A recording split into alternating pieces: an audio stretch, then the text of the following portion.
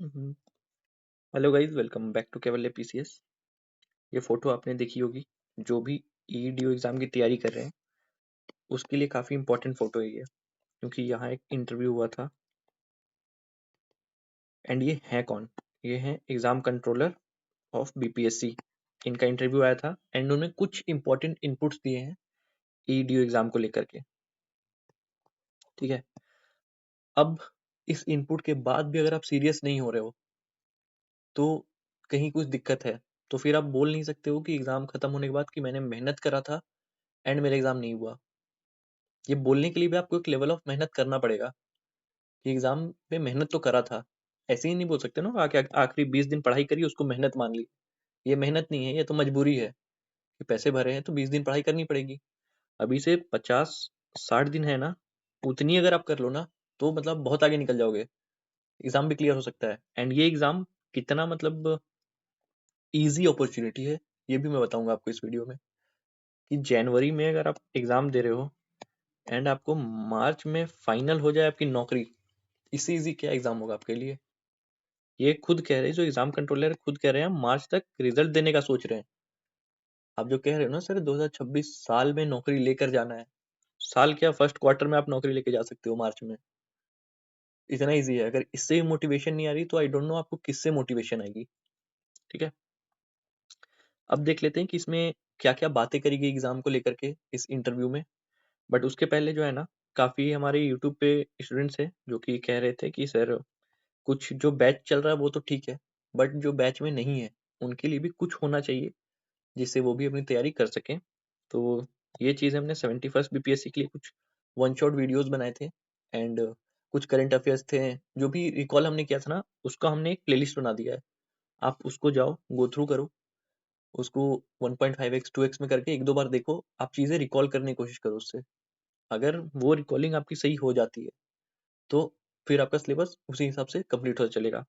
इसमें बिहार स्पेशल भी है, बिहार स्पेशल भी है, हिस्ट्री ज्योग्राफी सब कुछ तो है ही, बिहार स्पेशल भी है। मैथ्स एंड रीजनिंग इसमें नहीं है। मैथ्स एंड रीजनिंग के लिए सर कुछ लेके आ जाएंगे एक दिन। ठीक है, एंड सेम यहाँ से आप अपना स्टैटिक कर लेना, स्टैटिक। एंड यहाँ से आप अपना जो टॉपिक पढ़ लिया उसके बाद पीवाईक्यू आके लगा के आप रिवाइज कर लेना। जैसे कि ये देख रहे हो, ये जो वीकली टेस्ट होता है, वीकली टेस्ट जो होता है, जो हमारे ओपन बैच में ओपन ग्रुप में रहता है, किसी बैच में स्पेसिफिक नहीं रहता, ये ओपन हम कैवल्या के टेलीग्राम चैनल पे डाल देते हैं। कैवल्या पीसीएस के टेलीग्राम चैनल पे आपको ये पीडीएफ आपको मिल जाएगी जिसमें ये क्वेश्चंस होंगे, आप इसको अटेम्प्ट करो। एंड ऐसी वीडियोस आ जाती हैं जहां से आप इसको चेक कर सकते हो कितने मार्क्स आ रहे हैं आपको। ठीक है, तो यहाँ से आप पीवाईक्यू बेस्ड रिवीजन कर सकते हो अपना।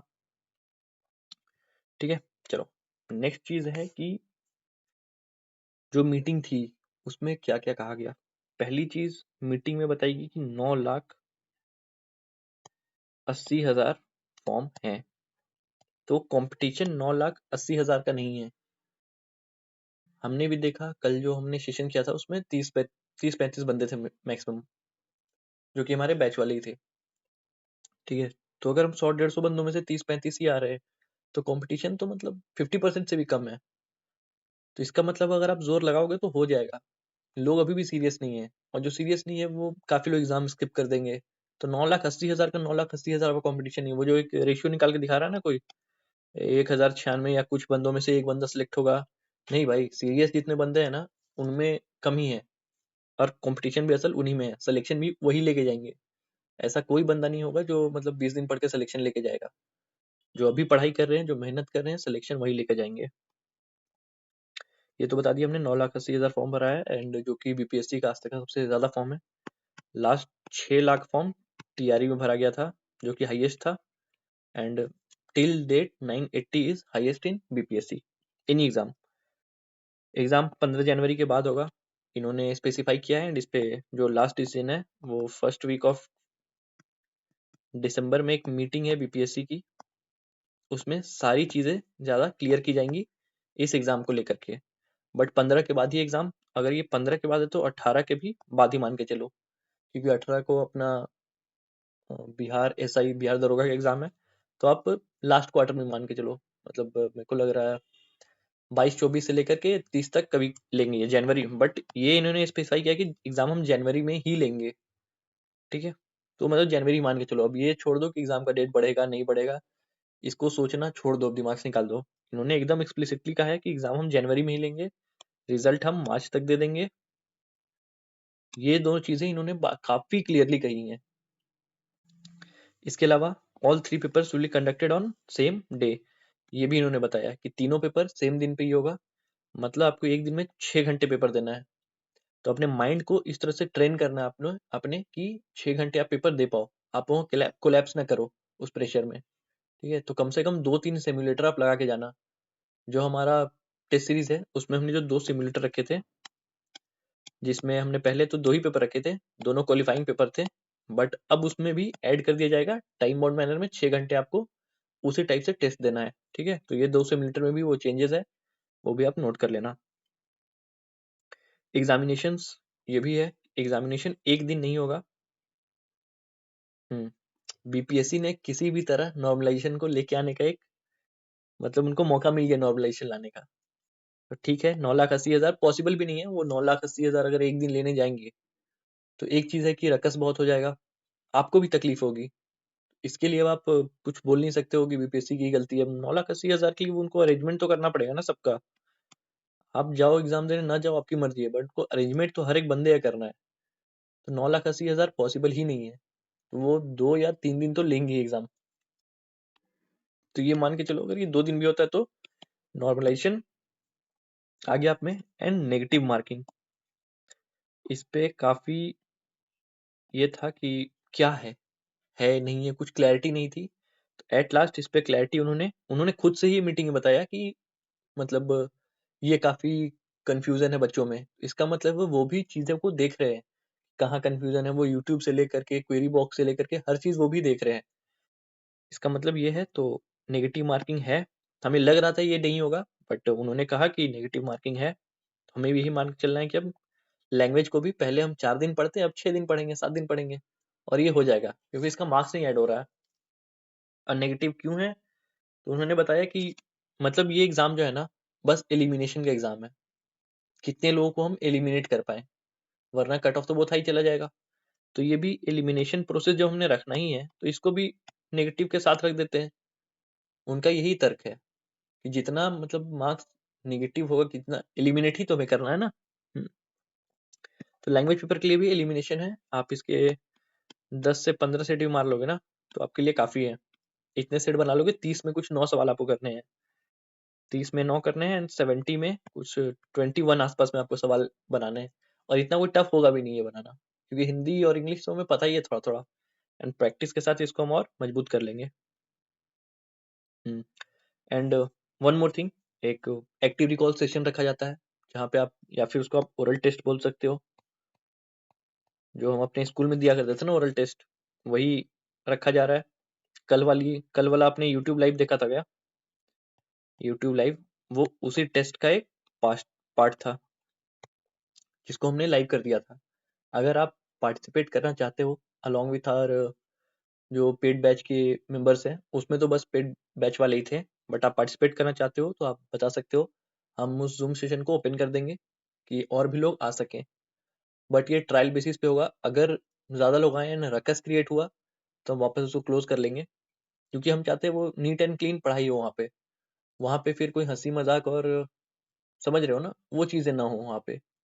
काफी लड़ाई भी हो जाती है आंसर देने के लिए, तो वो चीजें हेल्दी कंपटीशन है, ठीक है। वो होना भी चाहिए, कंपटीशन हमेशा मेंटेन रहना चाहिए, कितनी भी आप दोस्त हो, आप बैचमेट हो, उसके अलावा कंपटीशन होना चाहिए। तो एक हो गया हमारा ओरल टेस्ट। एंड ये तो साइंस का था। जिसने भी नहीं देखा है ना, इसको जाके मैं सजेस्ट करूंगा आप एक बार देख लेना, आपको काफी हेल्प होगा कि कैसे आप रिकॉल करोगे साइंस को, वहां पे कैसे स्टूडेंट्स कर रहे हैं रिकॉल। एक टर्म पकड़ा, उस टर्म से दूसरे टर्म निकाला, उस टर्म से तीसरा टर्म निकाला, एंड उसी टॉपिक में डाइवर्ज भी नहीं करना टॉपिक से, जितनी चीजें हैं सबको रिकॉल करना है अपने को। इस टाइप से अगर रिकॉल करोगे तो काफी आपको बेनिफिट होगा। एंड इसी टाइप से अगर आप चाहो तो साइंस के बाद हम इसको जियोग्राफी कर लेंगे, मैथ्स कर लेंगे, रीजनिंग कर लेंगे, हिस्ट्री कर लेंगे, जिस भी सब्जेक्ट का। करंट अफेयर्स के लिए हमने सोचा है कि मंथली हमने पढ़ा तो दिया है बैच में, आई थिंक हमें नवंबर कोप अप करने के लिए 3 मंथ अभी और करना है, ठीक है? 3 या 4 मंथ करना है, बाकी हम उसके पहले तक कंप्लीट कर चुके हैं। एक बार हम ये भी शुरू कर देंगे कि किसी दिन जनवरी लेके बैठ गए, किसी दिन फेब लेके बैठ गए, मतलब 12 दिन में 12 महीने कर जाए, ऐसा करना है रोज सुबह में। अगर ये आप करोगे तो ये भी हम करवा सकते हैं आपको, बट वो टाइम सुबह होगा। शाम में आपका जो जीएस का रिकॉल सेशन है, जीएस या मैथ रीजनिंग चलेगा। अगर आपको करंट अफेयर्स के लिए भी इंटरेस्टेड हो तो करंट अफेयर्स के लिए हम सुबह रख लेंगे वो रिकॉल सेशन, ठीक है? अगर आप ज्यादा इंटरेक्टिव होगे तभी ये चीजें अच्छे से चल पाएंगी। जैसे मेंस वाले हैं, जो हमारा एमएमपी है बीपीएससी के लिए, वो एकदम उनको शुरू से ट्रेंड ही इसी तरह किया गया है कि वो इंटरेक्टिव सेशन ही उनको चाहिए अब, और वो पूरा अपने आप को देते हैं, अपना इनपुट्स पूरा देते हैं वो। इसी तरह ईडीओ वाले को भी काफी समय से बता रहे हैं कि आपको ऐसे करना है, आपको इंटरेक्टिव सेशंस में ज्वाइन करना है। नहीं कर रहे थे लोग, रिलक्टेंट थे, बट अभी कुछ लोग सीरियस हुए हैं, वो आ रहे हैं। आप भी आओ, ये टाइम आ चुका है कि आप सीरियस हो एग्जाम के लिए। एंड कोई एग्जाम, आई एम सेइंग, कोई भी एग्जाम ऐसा नहीं होगा ना कि आप जनवरी में एग्जाम दो एंड मार्च में आपको एक सरकारी नौकरी, एक गवर्नमेंट जॉब मिल जाए। इतना किसी भी एग्जाम में आपको नहीं मिलेगा। लोग अब मुझे मैसेज करते हैं कि सर कुछ भी हो जाए 2026 में एक नौकरी लेके ही जाना है, मजबूरी है कि 2026 में लेके जाना है। 26 क्या, ये तो फर्स्ट क्वार्टर में ही नौकरी मिल जा रही है आपको। बस बोलने से नहीं होगा ना, आपको एक्ट करना पड़ेगा, तब जाके आपको कुछ रिजल्ट आएगा। तो अगर आप मेहनत करना चाह रहे हो ना, तो हम आपसे दुगनी मेहनत करना चाह रहे हैं। तो आओ, डिमांड करो कि सर ऐसे करते हैं सर, सर ये चीज करवा दो, और उसके बाद हम डिलीवर करेंगे। जैसे हमने 71st बीपीएससी में डिलीवर करा था, हम भी चाहते हैं ना कि लोग मांगे और हम उसको डिलीवर करें। किसी को करंट पढ़ना है करंट पढ़ा देंगे, किसी को जीएस पढ़ना है जीएस पढ़ा देंगे, साइंस मैथ जो प्रैक्टिस करना है वो करा देंगे, ठीक है?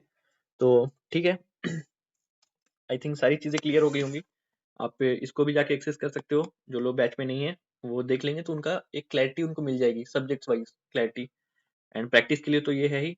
एंड टेस्ट भी आता है, जो अभी जो लास्ट हिस्ट्री का टेस्ट हुआ था ना, मॉडर्न हिस्ट्री का, उसका भी वीडियो आ जाएगा, या फिर हम सेशन करके ही जूम में ही उसका भी क्वेश्चन आंसर बना लेंगे। एंड ठीक है, दैट्स ऑल फॉर टुडे। जय हिंद, मिलते हैं नेक्स्ट वीडियो में।